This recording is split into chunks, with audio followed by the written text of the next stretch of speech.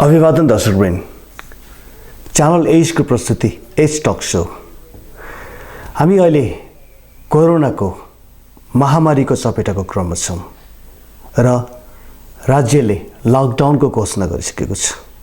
तसर्थ हामी सबै घरैमा छौँ, सुरक्षित छौँ हालसम्मको लागि। दर्शकवृन्द, कार्यक्रममा स्वागत छ। अनि च्यानल एजको प्रस्तुति एज टक सोमा सामान्यतया हामीले स्टुडियोमै अतिथिसँग कुरा गरेर तपाईको अगाडि कार्यक्रम प्रस्तुत गर्ने गरेका छौँ।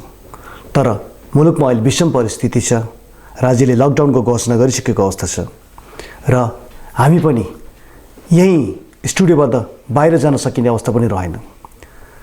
तसर्थ हामीले दर्शकवृन्दको लागि विभिन्न व्यक्तित्वहरूसँग कोभिड महामारीको अवस्थामा र कोभिड महामारीको पश्चात उत्तर अवस्थामा के कस्तो हुन सक्छ देशको वातावरण, त्योबारे चर्चा गर्नको निमित्त यही स्टुडियोमै बसेर तपाईको अगाडि कार्यक्रम निर्माण गरेका छौँ। दर्शकवृन्द, आउनुहोस् आजको कार्यक्रममा प्रवेश गरौँ। दर्शकवृन्द, आज हामीले यसै सन्दर्भमा कुरा गर्नको निमित्त सुरेश प्रधानजीलाई आमन्त्रण गरेका छौँ।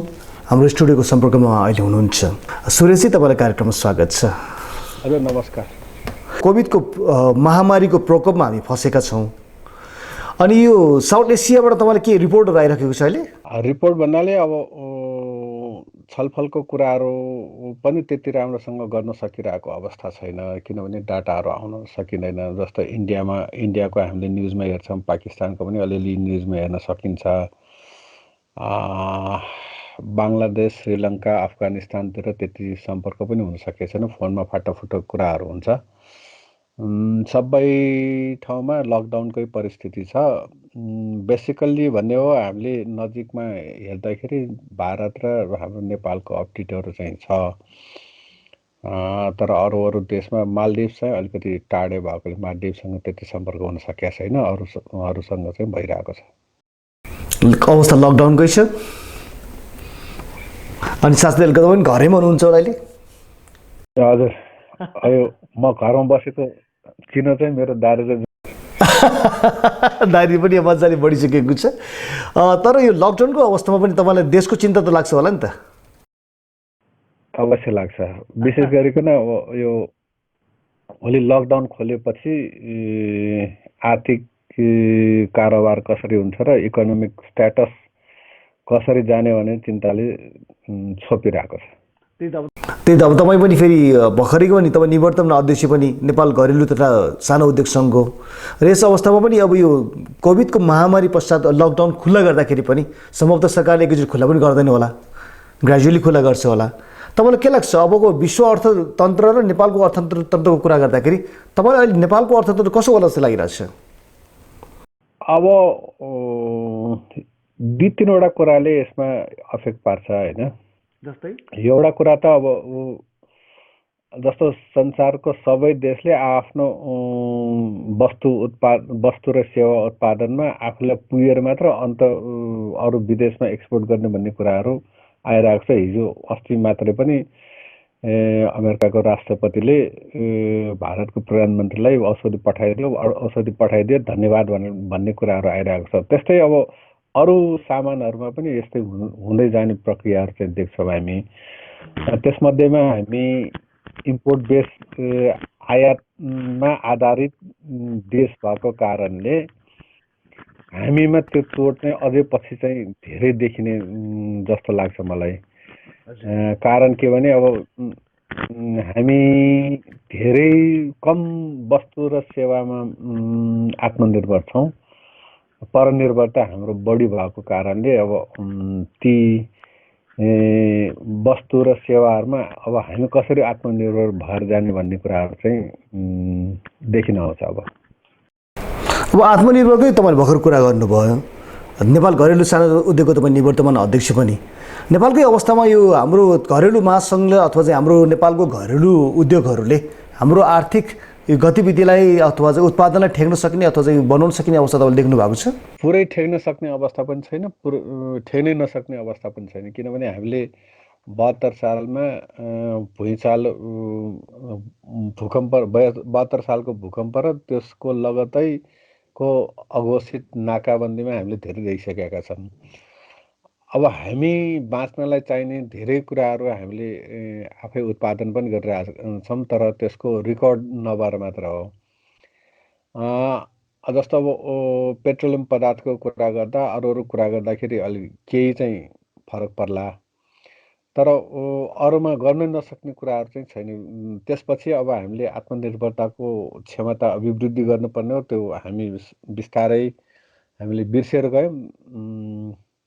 अब यो लकडाउनमा पछि त्यसको असर चाहिँ धेरै देखिने मानेको छु मैले। तपाईँले भर्खर पनि भनिहाल्नुभयो हामी आयातमुखीहरू, विशेष त हाम्रो आयात भनेको चीन र भारतबाटै हुने हो। चीनमा त हामीले सबैले देखिहाल्यौँ होइन, वुहानबाटै सबभन्दा पहिला कोरोना भाइरस देखिया परेको थियो। अहिले बिस्तारै भारतमा पनि अब महामारी फैलिला भन्ने शङ्का बढ्दै गएको छ। र तपाईँले भर्खर पनि भनिहाल्नुभयो कि आफ्नो देशमा उत्पादन भइसकेको आफ्नो देशलाई पुगे बढी भएको मात्र विदेशमा निर्यात गर्ने गर्छ। उसो त नेपाल ठुलो देश पनि होइन उनीहरूको कम्पेयरमा। तर यस्तो अवस्थामा भारत र चीनमा आश्रित भएको हाम्रो यो आयात व्यवसायहरू अथवा चाहिँ हाम्रो उत्पादनहरू नेपालको घरेलु उद्योगले थ्याक्न सक्दैन भने नेपालमा यस्तो खालि अरू उद्योग पनि देखिएको छैन होइन र, जसले चाहिँ हाम्रो दिनौका जरुरीहरू पुरा गर्ने क्षमता भएको उद्योगहरू त्यस्तो देखा पनि परेको छैन नि त होइन? त्यसो त हुँदै नभएको चाहिँ होइन, भएर पनि हामीले हाम्रो क्षमतालाई नदेखेको मात्र हो। न सरकारले देख्यो, न उपभोक्ताले देख्यो, न हामी व्यवसाय आफैले पनि देख्यौँ। समस्या यसैमा मात्र हो। किनभने अहिले पनि भने मैले 72 सालको भुइँचालो र नाकाबन्दी, अघोषित नाकाबन्दीले धेरै कुराहरू त हामीले सिकाएको छ र त्यसमा हामीले धेरै गर्न सक्ने भन्ने पनि देखाएको छ।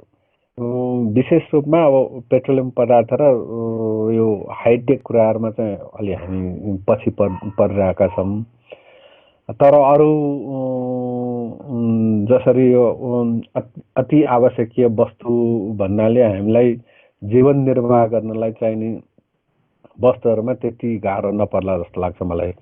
किनभने सबै देशको आम्दानी स्रोत भनेको एक्सपोर्ट पनि हो। अहिले तपाईँले भन्नुभयो जस्तै हाम्रो बेसिक इम्पोर्टिङ कन्ट्री भनेको इन्डिया हो। हामीले धेरैभन्दा धेरै सामानहरू इन्डियाबाट मगाउँछौँ। टोटल इम्पोर्टको बिजनेसमा 55देखि 60% चाहिँ हामी इन्डियाबाट नै इम्पोर्ट गर्ने गर्छौँ र अरू देशहरूबाट, चाइना अरू देशहरूबाट अलिक कम मात्र गर्छौँ। त्यस कारणले इन्डियनहरूको इकोनोमीमा धेरै फरक नपरे नि हामीले इम्पोर्ट गर्न छोड्यौँ भने उनीहरूको पनि इकोनोमीमा केही असर पर्ने नै हुन्छ। त्यस कारणले अब त्यो समस्या चाहिँ नआउला भनेर भन्छु म चाहिँ। त्यस अर्थमा तपाईँले इम्पोर्टमा चाहिँ खासै फरक पर्ला जस्तो लाग्नु भएको छैन। तर एउटा अर्को छ नि प्रश्न चिन्ह, अब विश्व अर्थतन्त्रकै कारणले गर्दाखेरि बिस्तारै बिस्तारै सम्पूर्ण मुलुकहरूले विदेशी कामदारहरूलाई बिदा दिने एउटा सुरुवात भइसकेकै छ होइन? अहिले नन पे होलिडेको अब क्रम सुरु हुन थालिसकेको छ।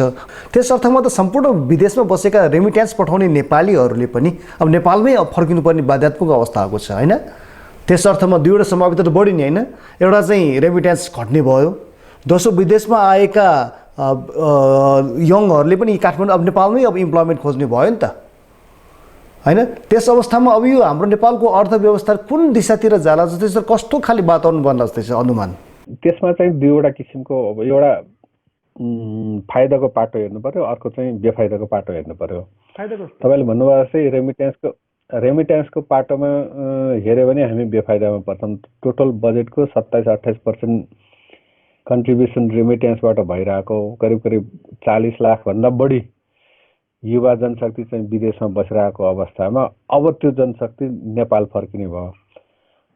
त्यो नेपाल फर्किने बेलामा उहाँहरूले कस्तो काम गर्न खोज्नुहुन्छ र उहाँ जे गर्नुभएको छ त्यही काम चाहिँ यहाँ गर्न सक्यो भने त्यो जनशक्तिलाई, युवा जनशक्तिलाई कृषिमा र कृषिमा आधारित हाम्रो स्थानीय स्रोत साधनमा आधारित उद्यम व्यवसायमा लगाउन सक्यो भने त्यो फेरि फाइदा हुन्छ। किनभने हामीले 27-28% रेमिट्यान्सबाट ल्याएर आएको पैसा त्यसले सब्सिडाइज गर्ने हुन्छ र हाम्रो आत्मनिर्भरतामा अघि बढ्ने उद्योगहरू बढ्दै जान्छ। त्यो चाहिँ फाइदाको पाटो भयो। तर रेमिट्यान्सको पाटोमा र विदेशी मुद्राको सञ्चितको पाटोमा अलिकति चिन्ता गर्ने विषय चाहिँ हुन सक्ला।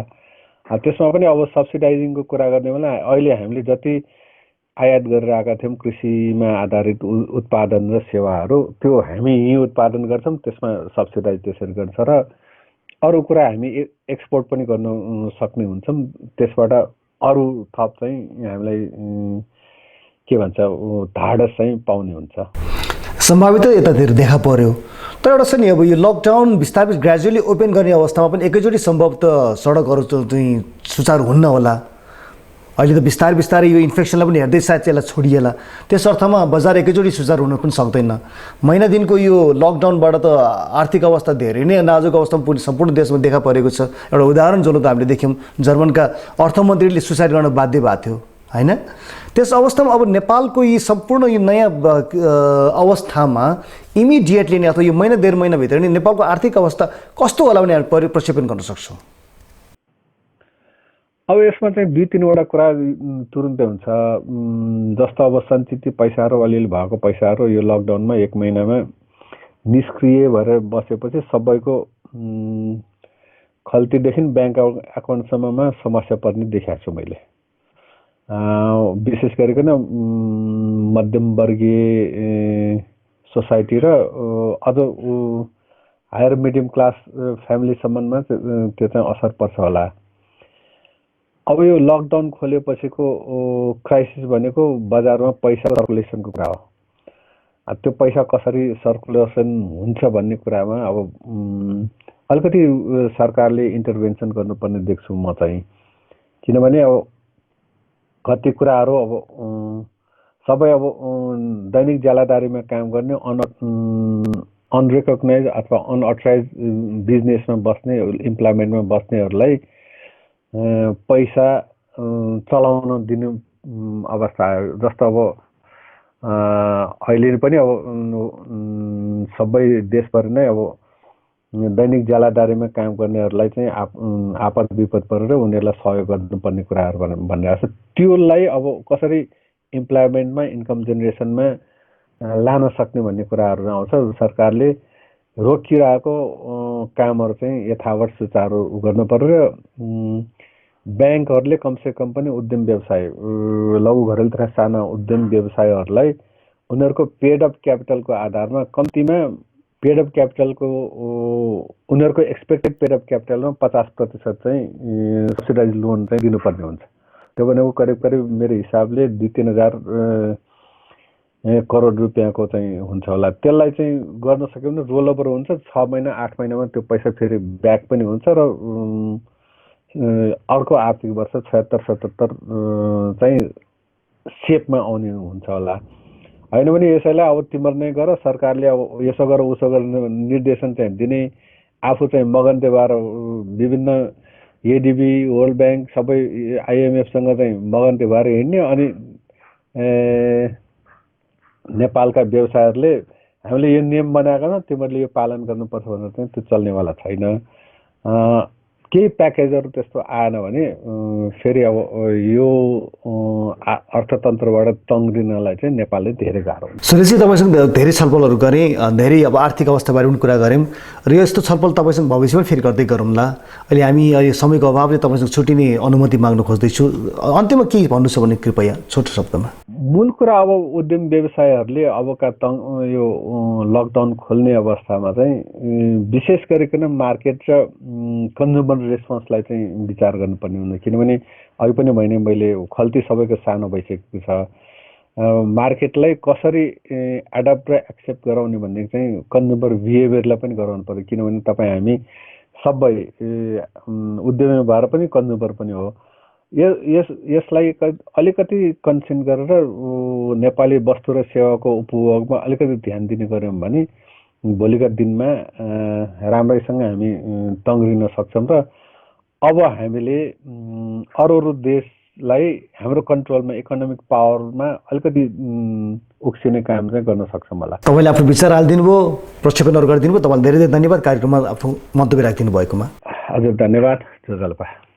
हजुर दर्शक पनि हामीले भर्खर कुरा गऱ्यौँ सुरेश प्रधानसँग, नेपाल घरेलु तथा सानो उद्योग महासङ्घका निवर्तमान अध्यक्ष। दर्शकबिन यी कुराहरूलाई हामी निरन्तरता लानेछौँ। अहिले छोटो विश्राम। दर्शकबिन अब हामीसँग सम्पर्कमा हुनुहुन्छ जापानमा आफ्नो व्यवसाय सञ्चालन गरिरहनु भएका सुनिल कुमार साकेसँग। सुनिलजी, उहाँ उतै जापानमै बसेर यो कोभिडको महामारीबाट पनि पीडित हुनुहुन्छ, साथसाथै त्यहाँ भएका नेपालीहरूलाई उद्धार गर्नको निम्ति पनि लागि पर्नु भएको व्यक्तित्व हो। सबभन्दा पहिला उहाँलाई स्वागत गरौँ। सुनिलजी, तपाईँलाई कार्यक्रममा स्वागत छ। हाई, नमस्ते। सुनिलजी, कस्तो छ जापान उतातिर? अब अहिले त जापानमा नेपालमा जस्तो त अब सबै जनताहरू त्यतिको डराइरहेको देखिँदैन यहाँ। तर हामी नेपालीहरू जुन चाहिँ नि रेस्टुरेन्ट व्यवसायीदेखि लिएर विभिन्न व्यापार व्यवसाय गरिरहेका छौँ, हामी चाहिँ नि यस्तै रह्यो। अब 2 महिनामा त हामी सबै टराप्न नै पर्ला जस्तो भइरहेको छ। ए भन्दाखेरि उता हामी त यहाँ लकडाउनमा छौँ है, त्यसो भएकोले हामीले प्रत्यक्ष गएर सडकमा जान सक्ने अवस्था पनि रहेन। उता पनि त्यस्तै अवस्था छ त? लकडाउनै छ? यहाँ चाहिँ कस्तो भने खास इकोनोमिकलाई चाहिँ ध्यान गरेर यहाँ चाहिँ नि अब धेरै नै अब बिजनेस चाहिँ नि धेरै फास्ट भएको हुनाले इकोनोमिकलाई ध्यान दिएर सरकारले चाहिँ नि एकैचोटि लकडाउन नगरिकन सकेसम्म बिस्तारै क्लोज गर्दै आइरहेको छ। सकेसम्म जनताले बाहिर मोर देन 80% चाहिँ नि जनता बाहिर नजाओस् भन्ने हिसाबले उहाँहरूले विभिन्न नियमहरू जस्तै अस्तिदेखि आपतकालीन अवस्था लागू गरेको छ र रेस्टुरेन्टहरूलाई पनि बेलुका 8 बजेभन्दा पछि बन्द गर्नुपर्छ र त्यस्तै बारहरू चाहिँ कम्प्लिटली बन्द गर्नुपर्छ भन्ने नियम गरेको हुनाले चाहिँ नि बेलुका चाहिँ लगभग मान्छेहरू हिँड्ने धेरै कम नै भएको छन्। तर यो जापानीहरूको सोचाइ र हाम्रो नेपालीको सोचाइमा के फरक छ भने अब नेपालीहरू अधिकांश के भनिरहेको छ भने ज्यान बचे पो काम गर्न सकिन्छ भन्ने हिसाबले भन्छ भने जापानिजहरू के भन्छ भने ज्यान पनि बचाउनुपर्छ, काम पनि गर्नुपर्छ भन्ने दुवै सोचाइ लिएर उहाँहरू चाहिँ नि घरमै बसेर पनि काम गरिरहेछन् भने अनि अफिसमा गएर पनि अहिले पनि काम गरिरहेका छन्।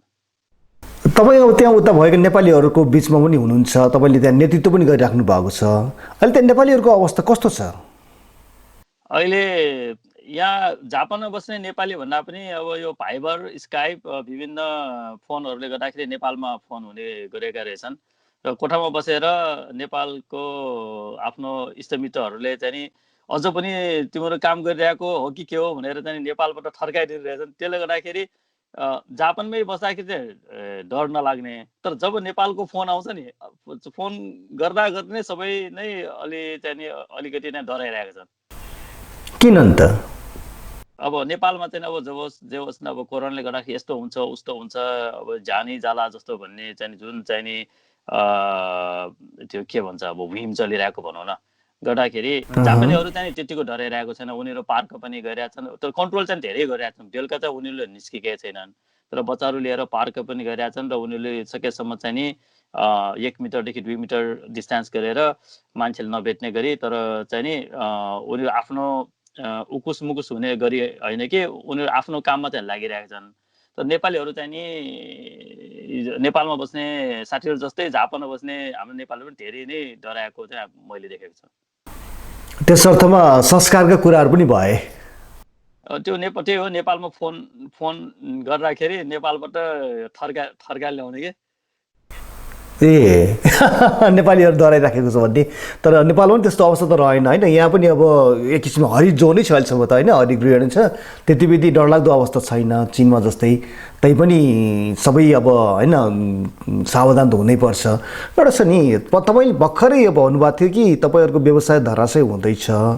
भर्खर पनि तपाईँले अब तपाईँको हामीले चाहिँ फेसबुक हेर्दाखेरि तपाईँले भर्खरै एउटा आफ्नो बिजनेस पनि डाउन गर्नुभएको देख्यौँ हामीले होइन। त्यो के नेपालीहरूको त्यहाँ अहिले व्यवसायहरू त्यो के धराशय हुँदै गएकै हो त?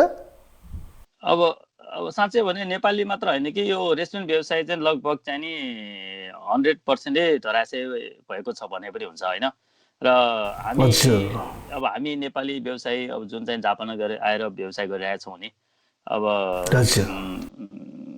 कुनै अब सानो दुकान भए अर्कै कुरा। नर्मल्ली चाहिँ नि अलि मध्यम खाले व्यापार गरिरहेको साथीहरूले चाहिँ सायद चाहिँ नि यो 2 महिना लम्बिएको खण्डमा सायद चाहिँ सबैले नै बन्द गर्ला कि जस्तो मलाई लाग्दछ।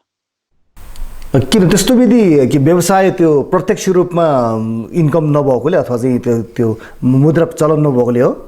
अब मेनको रेस्टुरेन्ट व्यवसाय भनेको अब क्यास फ्लो हुने भयो। साथसाथै चाहिँ नि अब जापानमा चाहिँ एउटा रेस्टुरेन्टको भाडा भनेको महिनामा अब नेपालमा भन्ने 5 लाख 10 लाख 15 लाख 20 लाख त्यस्तो हुन्छ। त्यसले गर्दाखेरि अब त्यो कोरोना कहिले सिद्धिने थाहा नभएको अवस्थामा त्यो त्यतिकै भाडा तिरेर बस्नु सट्टा एकचोटि बरु बन्द गरेर बरु पछि फेरि कोरोना सिद्धिएपछि खोल्नु परेको खण्डमा फेरि चाहिँ पैसा तिरेर खोलेको खण्डमा नै बेस होला जस्तो चाहिँ व्यापारीहरूले सोचिरहेका छन्। अनि नेपालमा त यसरी ठाउँ छोडेपछि पाउन गाह्रो हुन्छ, जापानमा पनि त्यस्तो हुँदैन त नि? अब यो कोरोनाले गर्दाखेरि नेपालमा होइन कि विश्वमै रेस्टुरेन्ट व्यवसाय कुनै पनि व्यवसाय गर्न ठाउँ जहाँ पनि पाउँछ। अब सबैले भाडा तिर्न सक्दैन, सबै छोडेर हिँडिहाल्छन् नि। त्यहाँ उताको त्यो जापानिजहरूले पनि त्यस्तै गरेर चाहिँ रेस्टुरेन्टहरू बन्द गर्दैछ त? अब 2 महिना भयो भने सबैले बन्द गर्छ जहाँसम्म लाग्छ। ए त्यसो अवस्थामा 2 महिनासम्म त्यहाँ पनि अहिले सेमाइ लकडाउन त छँदै छ। लकडाउनमा त होइन, यहाँ आपतकालीन अवस्था भनौँ न। ए मानिसहरू बजारमा आउँदैन, सडकमा देखा पर्दैन। अब सरकारको टार्गेट कस्तो छ भने 80% चाहिँ नि, यदि 80% चाहिँ नि मान्छेहरू बाहिर ननिक्लिएको खण्डमा चाहिँ नि उनीहरूको हिसाबमा चाहिँ 2 हप्तापछि नै लगभग चाहिँ नि कन्ट्रोलमा आउँछ भन्ने उनीहरूको टार्गेट छ।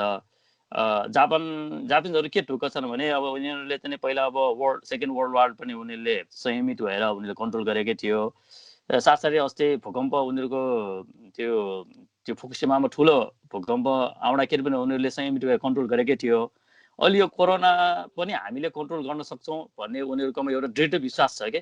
त्यसले गर्दाखेरि नै उनीहरूले इकोनोमिकलाई धरासी नगरिकन हामीले नै यसलाई कन्ट्रोल गर्न सक्छौँ भन्ने उनीहरूको आत्मबल र सरकारले चाहिँ नि लकडाउन भनेर चाहिँ नि कडा निर्णय नगरिकन आपतकालीन अवस्था राखेर आफैलाई चाहिँ नि बचाउनुहोस् भन्ने हिसाबले उनीहरूले जुन चाहिँ नि रिक्वेस्ट सबैले रिक्वेस्ट मात्र गरिरहेछन्। त्यसले नै उनीहरूले चाहिँ अहिले पनि उनीहरू चाहिँ नि ढुक्क छन् कि उनीहरू चाहिँ नि जस्तोसुकै चाहिँ नि यस्तो गाह्रो स्थितिमा पनि कन्ट्रोल गर्न सक्ला भन्ने चाहिँ अझ पनि जापानिजहरूमा चाहिँ अलि आत्मविश्वास छ। उसो त अब चीनको वुहान होइन इपी सेन्टर, कोरोनाको इपी सेन्टर त अब अहिले लकडाउन खुल्ला भइसक्यो। हजुर।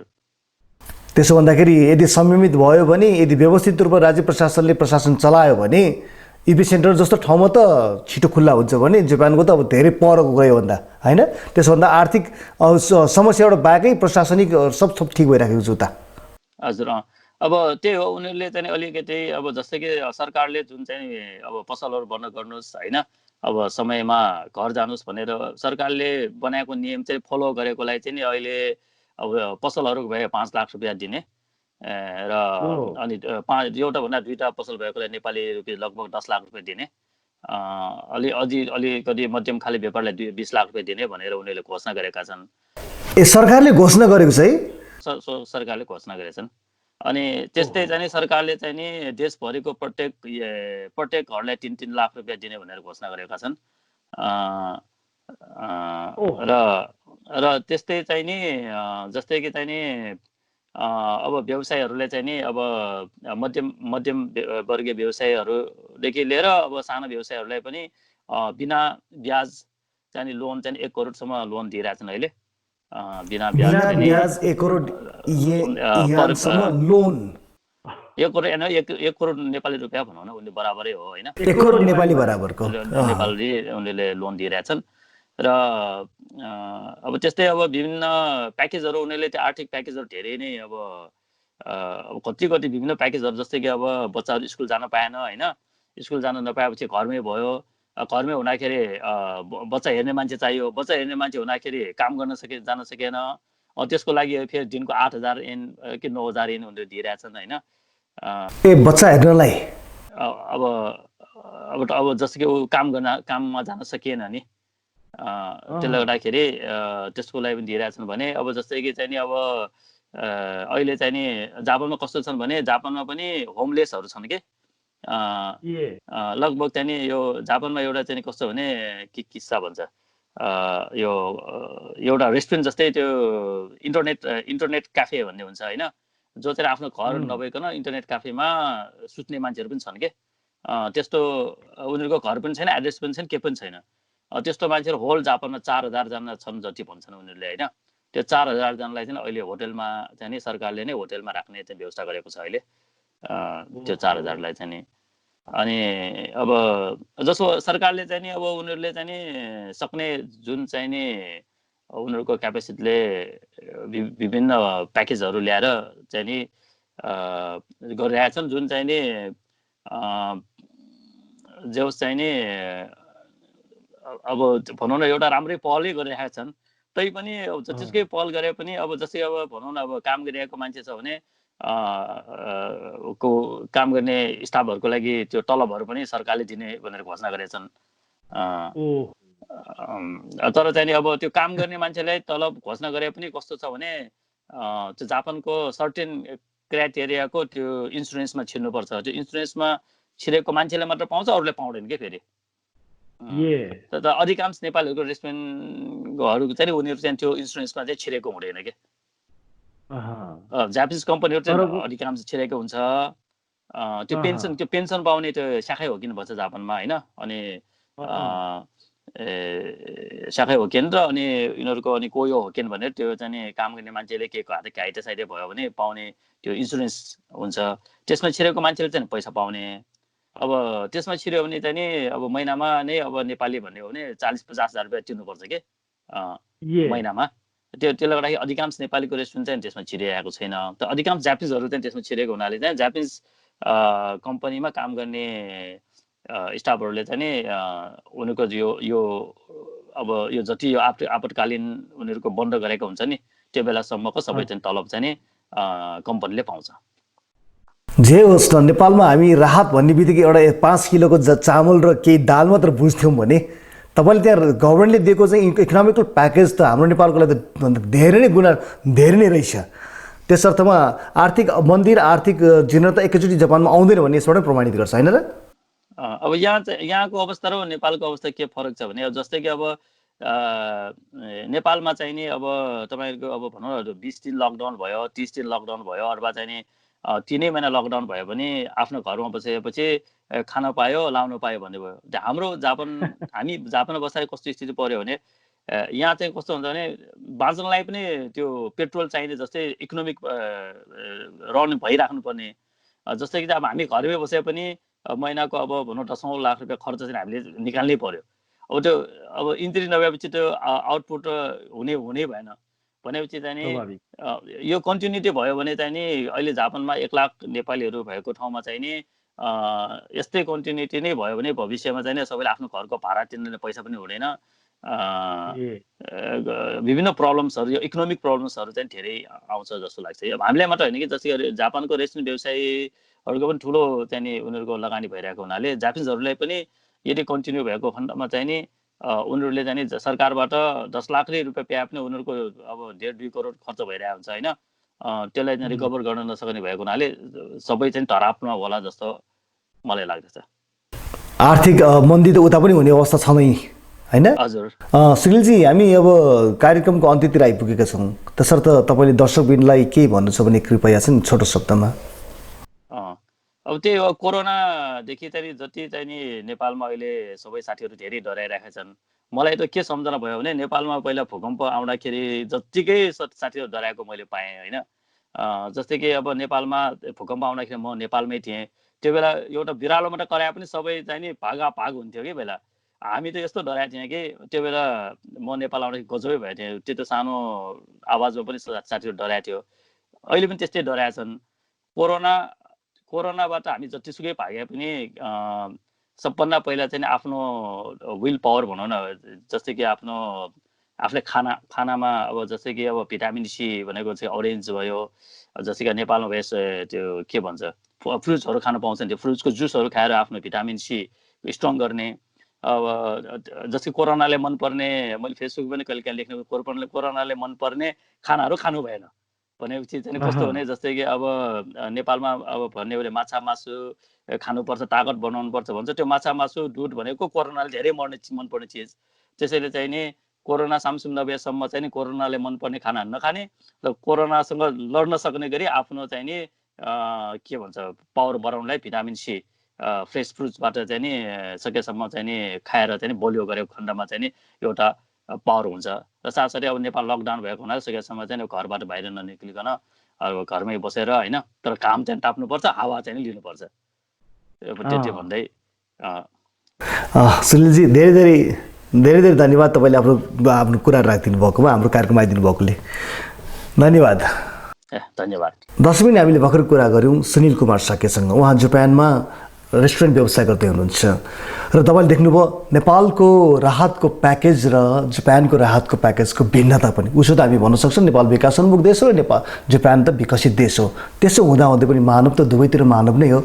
तसर्थ दर्शक पनि हाम्रो नेपालका सरकारले पनि यो आर्थिक मन्दीको बिचमा कुनै कुनै राम्रो उपाय निकालोस्।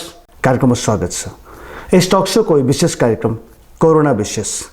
तपाईँ पनि घरैमा हुनुहुन्छ र साथसाथै मिडियाकर्मी साथीहरू बाहिर जान पाउँदै पनि स्टुडियोसम्म हाम्रो गण्यमान्य व्यक्तित्वहरूलाई ल्याउन अप्ठ्यारो परेको कारणले गर्दाखेरि हामी यही स्टुडियोमै बसेर उहाँहरूसँग सम्पर्कमा छौँ र यो लकडाउनको अवस्थामा हाम्रा गण्यमान्यहरूका विचारहरू सुन्नु पनि जरुरी हुन्छ। यही क्रममा आज हामीले हाम्रो च्यानल एसमा आमन्त्रण गरेका छौँ रामकृष्ण चित्रकारजीलाई। रामकृष्ण चित्रकार सभासद, साथसाथै ललितपुरमा सक्रिय हुनुभएका नेपाली काङ्ग्रेसका योद्धा पनि। उहाँसँग कोरोना विशेष कार्यक्रममा उहाँले गरिराख्नुभएको गतिविधिहरू र यस कोरोनाको प्रकोपले गर्दाखेरि उहाँको क्षेत्रमा परेका प्रभावहरूको बारेमा पनि हामी चर्चा गर्नेछौँ। आउनु सबभन्दा पहिले कार्यक्रममा स्वागत गरौँ रामकृष्ण चित्रकारलाई। रामकृष्णजी, तपाईँलाई कार्यक्रममा स्वागत छ। धन्यवाद अनुपजी। रामकृष्णजी, तपाईँ अब आफ्नो क्षेत्रमा सक्रिय पनि भइराख्नु भएको छ, राहतको वितरण गरिराख्नु भएको खबर पनि हामीलाई आइरहेको छ। अलिकति ललितपुरको तपाईँको क्षेत्रमा भएको वस्तुस्थितिबारे अलिकति व्याख्या गरिदिनुहोस् न। वास्तवमै अब यो कोरोना भाइरसको कारणले गर्दाखेरि जनजीवन अस्तव्यस्त भएको अवस्था छ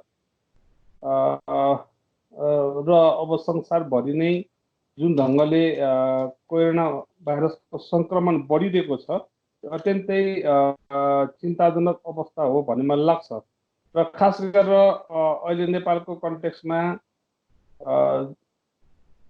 केही हदसम्म हामीले समयमै सावधानी र सतर्कता अपनाउँदाखेरि हामीले अलिकति राहतको महसुस गरेका छौँ जस्तो लाग्छ र सरकारले 10 गतेदेखि जुन रूपमा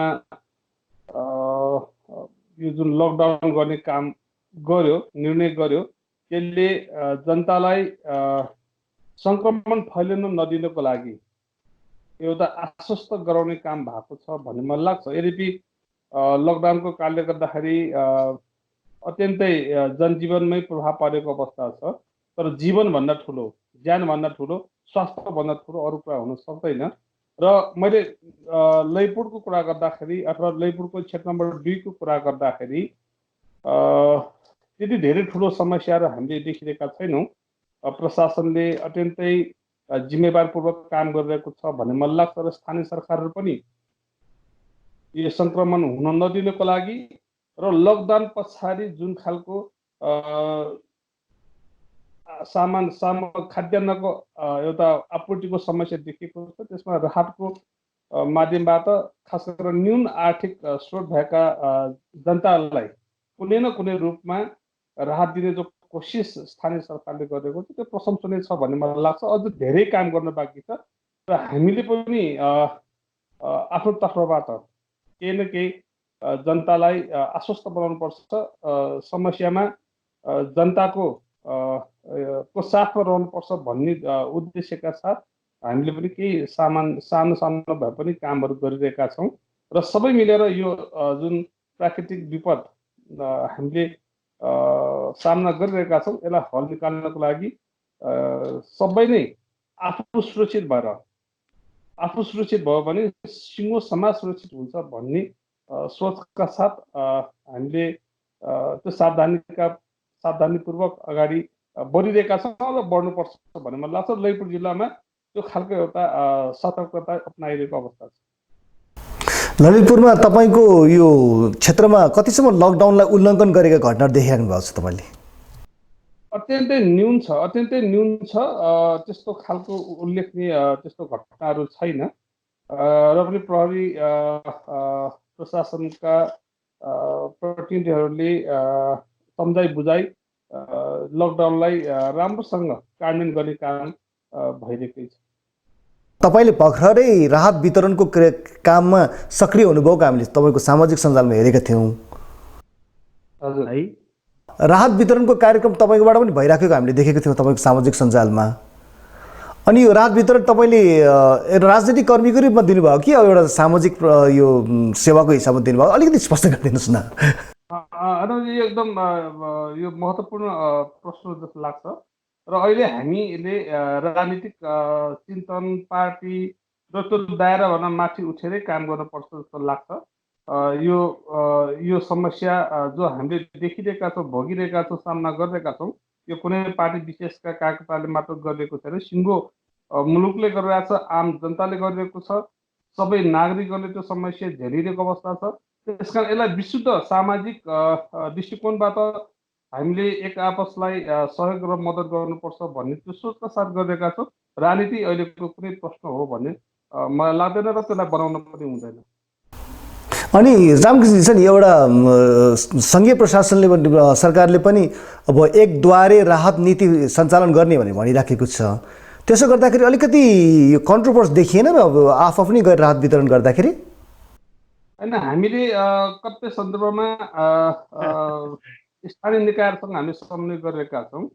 सरकारले गरेको जो निर्णय छ त्यसको विपक्षमा हामी छैनौँ, त्यसलाई एउटा सप्लिमेन्टरी ढङ्गले मात्र हामीले सहयोगहरू गरिरहेका छौँ र कतिपय हकमा हामीले स्थानीय निकायसँग समन्वय गरेका छौँ। हिजो मात्र तपाईँले सामाजिक सञ्जालमा पनि देख्नुभयो होला, हामीले त्यो कुराहरूको सूचना पनि गऱ्यौँ, सूचित पनि गऱ्यौँ कि महालक्ष्मी नगरपालिकाको मेयर साहबलाई हामीले केही अन्नहरू जम्मा गऱ्यौँ, उहाँलाई हस्तान्तरण गऱ्यौँ र यो त हामीले त्यो समन्वय गर्ने काम गरिरहेका छौँ। वास्तवमै कतिपय सन्दर्भमा हाम्रो संरचनागत कारणले गर्दाखेरि, साङ्गठनिक कारणले गर्दाखेरि, हाम्रो तथ्याङ्कको कारणले गर्दाखेरि स्थानीय निकायहरूले पनि सबै ठाउँमा राहत पुर्याउन सकिरहेको अवस्था छैन। प्रहरी प्रशासनले पनि त्यो ढङ्गले काम गर्न सकिरहेको अवस्था छैन। त्यस्तो अवस्थामा यदाकदा हामीले अत्यन्तै न्यून आर्थिक स्रोत भएका, अत्यन्तै समस्याले कठिनाइ भोगिरहेका आम दाजुभाइ दिदीबहिनीलाई पनि हामीले सहयोग गरेका छौँ। तर त्यो एकद्वार नीतिको विपक्षमा गएर होइन, एकद्वार नीतिलाई सफल बनाउनकै लागि पनि हामीले त्यो ढङ्गले पनि सहयोग गरेका छौँ। त्यसलाई नकारात्मक रूपमा लिनुभन्दा पनि यसलाई सकारात्मक रूपमा जनताका समस्यालाई हल कसरी गर्ने भन्ने ढङ्गले नै हामीले गरेका छौँ भन्ने मलाई लाग्छ। रामकृष्णजी, तपाईँ त अब एकजना पुरानो अहिलेसम्म पनि सभासदै हुनुहुन्छ होइन, नेपालको संविधान रञ्जित सभासद रहिरहन्छ भन्ने मान्यता छ। अहिले संविधान बनाउनु तपाईँको ठुलो महत्त्वपूर्ण भूमिका भएकै थियो र अहिले तपाईँ नेपाली काङ्ग्रेसको एउटा सदस्य भएर आफ्नो क्षेत्रमा सक्रिय पनि हुनुहुन्छ। भर्खर त राहतको कुराहरू त यो केही दिनको लागि, लकडाउनको लागि मात्र भइहाले होइन, तर लकडाउन सकिसके पश्चात नेपालको राजनैतिक अवस्था के होला, नेपालको बजार अवस्था के होला, तपाईँले के अलि अनुमान गर्नुभएको छ? वास्तवमै अब राजनीतिक कुरा यतिखेर हामीले धेरै गर्नु उपयुक्त होला भन्ने चाहिँ मलाई लाग्दैन। धेरै ढङ्गले राजनीतिक विषयहरू यो बिचमा उठान पनि भइरहेको छ। विभिन्न कोणबाट विभिन्न मान्यताहरू राखेर राजनीतिक विषयमा बहस गर्न पनि खोजेको अवस्था छ। तर यो यतिखेर हामीले राजनीतिक विषयमा छलफल गर्दै गर्दा त्यो विषयको मुद्दाहरूलाई उठाउँदै गर्दाखेरि जनतालाई राहत पुर्याउने विषयमा, यो जुन कोरोना भाइरसको सङ्क्रमण छ यसलाई रोक्ने विषयमा अलिकति डाइभर्ट हुन सक्ला भन्ने कुरामा पनि हामी सचेत हुन आवश्यक छ भन्ने मलाई लाग्छ। यद्यपि राजनीतिक विषयको कुरा हामीले भोलि पनि गर्न सक्छौँ, पर्सि पनि गर्न सक्छौँ। कोरोना यो भाइरसको सङ्क्रमणको अन्त्य पछाडि पनि हामी गर्न सक्छौँ। त्यसलाई एउटा लोकतान्त्रिक देशमा विभिन्न मत राखेर विभिन्न कोणबाट विभिन्न मुद्दाहरूमा छलफल हुनुलाई अन्यथा रूपमा लिनुहुन्न। तर यतिखेर चाहिँ राजनीतिक मुद्दामा भन्दा पनि यो जुन नेपाली आम नेपालीको र अझ भन्यो भने सिङ्गो विश्वमै जुन खालको समस्याहरू देखिएको छ, सङ्क्रमणको जुन एउटा महामारी फैलिँदो छ, त्यसलाई रोक्ने लाई नै मूल मुद्दा बनाउनु जरुरी छ जस्तो मलाई लाग्छ। र हामी अहिले राजनीतिक कुरामा भन्दा पनि योलाई रोकथाम गर्नको लागि नै अगाडि बढ्नु समुचित हुन्छ भन्ने मलाई लाग्दछ। अनि एउटा राजनीतिक कर्मीको हिसाबले तपाईँ लकडाउन एउटै मात्रै यो समस्याको समाधान जस्तै लागिरहेछ तपाईँलाई? अब यतिखेर लकडाउन मात्र समस्याको समाधान हुन सक्दैन। लकडाउनको सँगसँगै जुन खालको सङ्क्रमणको एउटा आशंकाको घेराभित्र आम नागरिकहरूलाई जुन सङ्ख्यामा राखिएको छ तिनीहरूको उपचारको लागि तिनीहरूको डायग्नोसिस तिनीहरूको परीक्षण पनि त्यही ढङ्गले द्रुत रूपमा अगाडि बढ्नु पर्थ्यो, त्यो हुन सकिरहेको छैन। र दोस्रो कुरा भनेको हामी सबैलाई थाहा छ जुन खालको स्वास्थ्य सामग्रीहरूको जरुरी थियो त्यो स्वास्थ्य सामग्रीहरूको यथोचित व्यवस्थापन समयमै गर्न सकिरहेको हामीले देखिरहेका छैनौँ। सरकारले कमी कमजोर गरिरहेको हामीले देखिरहेका छौँ। तर यसलाई अहिले ठुलो मुद्दा बनाएर हामीले सरकारको विरुद्धमा पनि बोल्ने अथवा मूल विषयमा हामीले हाम्रो मुद्दालाई तपाईँको अन्ततर्फ डाइभर्ट गर्ने त्यो ढङ्गले पनि अहिले नगर्नु उचित हुन्छ भन्ने मलाई लाग्छ। र सुझाव दिने हकमा सन्दर्भमा एउटा चाहिँ के भने हामीले सुझाव चाहिँ दिन जरुरी हुन्छ। र एउटा चाहिँ राजनीतिक कार्यकर्ताको हैसियतले चाहिँ हामी के भन्न चाहन्छौँ त भन्दाखेरि राजनीतिक नेतृत्वको, राजनीतिक पार्टीहरूको, राजनीतिक कार्यकर्ताहरूको परीक्षणको महत्त्वपूर्ण क्षण पनि यो हो भन्ने मलाई लाग्छ कि राजनीतिक नेताहरूको विषयमा, राजनीतिक पार्टीहरूको विषयमा जुन रूपमा जनताले मुद्दाहरू उठाइरहेको छ, वितृष्णा जताइरहेको छ, राजनीति अत्यन्तै फोहोर भयो भन्ने खालको जसरी विषयहरू उठान भइरहेको छ र खास गरेर भ्रष्टाचारको सवालमा जनताले खास गरेर सामाजिक सञ्जालमा अहिले जसरी आवाजहरू उठिरहेको छ, राजनीतिक नेतृत्व, राजनीतिक पार्टीहरू र राजनीतिक कार्यकर्ताहरू यो विषयमा अत्यन्तै गम्भीर र सचेत हुन जरुरी छ भन्ने चाहिँ म निश्चित रूपमा भन्न चाहन्छु। र यतिखेर हामीले राम्रोसँग काम गर्न सक्यौँ, यतिखेर हामीले जनताको अपेक्षालाई सम्बोधन गर्न सक्यौँ, त्यो सामर्थ्य हामी राजनीतिक पार्टीहरूले, राजनीतिक नेतृत्वले त्यो बनाउन सकियो भने निसन्देह जनताले राजनीति प्रतिको जुन वितृष्णा प्रदर्शन गर्दै आइरहेको छ त्यसलाई एक हदसम्म हामीले साङ्गुराउन सक्छौँ भन्ने चाहिँ मलाई लाग्छ। र राजनीतिक नेताहरूको पनि, राजनीतिक पार्टीहरूको पनि, राजनीतिक कार्यकर्ताहरूको पनि यो परीक्षणको समय पनि हो भन्ने मलाई लाग्छ र त्यो ढङ्गले हामीले लिनु जरुरी छ। यस अर्थमा राष्ट्रिय सङ्कल्पको जरुरी भयो। स्वाभाविक रूपमा यसमा राष्ट्रिय सहमति र राष्ट्रिय सङ्कल्प अत्यन्तै आवश्यक छ। र सबभन्दा अझ त्यो बनाउने बढी के हो त भन्दा शीर्षस्थ नेताहरू, सरकार र विभिन्न राजनीतिक पार्टीका शीर्षस्थ नेताहरू, त्यसमा पनि खास गरेर सत्तापक्षका नेताहरू र प्रतिपक्षी दलका नेताहरू अत्यन्तै जिम्मेवारपूर्वक यो समयमा जनताको यो समस्यालाई हल गर्नको लागि अगाडि बढ्नुपर्छ। त्यो खालको एउटा एकताको सन्देश जनताको बिचमा प्रदर्शन गर्नुपर्छ, त्यो सन्देश प्रवाह गर्नुपर्छ ताकि जनताको मनोबल माथि उठाउन सकोस्।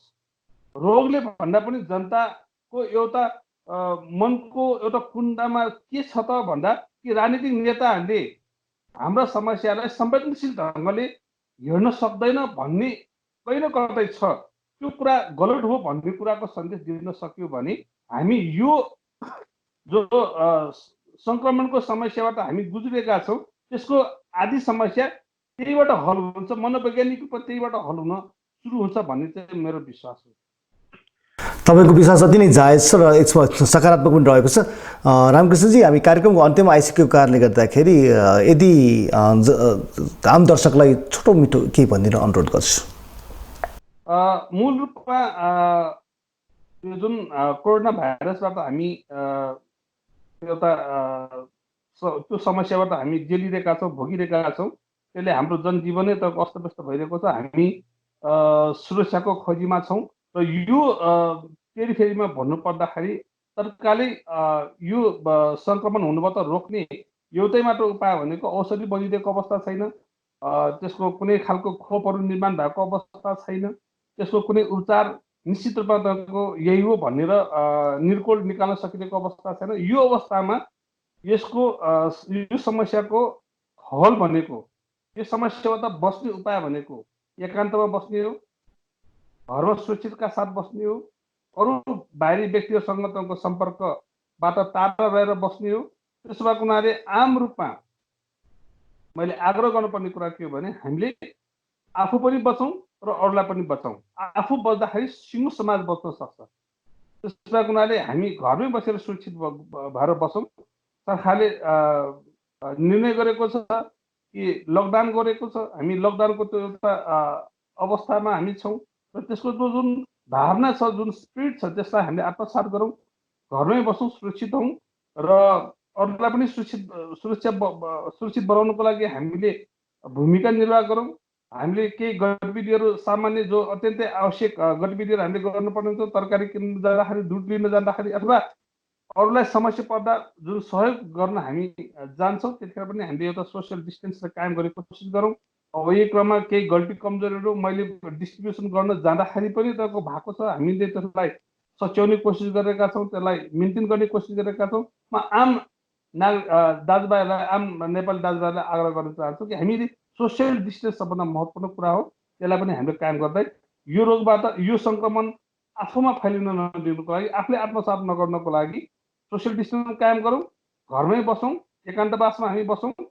यो नै अहिलेको सन्दर्भमा सबभन्दा उत्तम उपाय हो भन्ने मलाई लाग्छ। म सबै नेपाली दाजुभाइहरूलाई विनम्रताका साथ त्यसको लागि अनुरोध गर्न चाहन्छु। रामजी, तपाईँको अमूल्य समयको लागि धेरै धेरै धन्यवाद। धन्यवाद अनुपजी।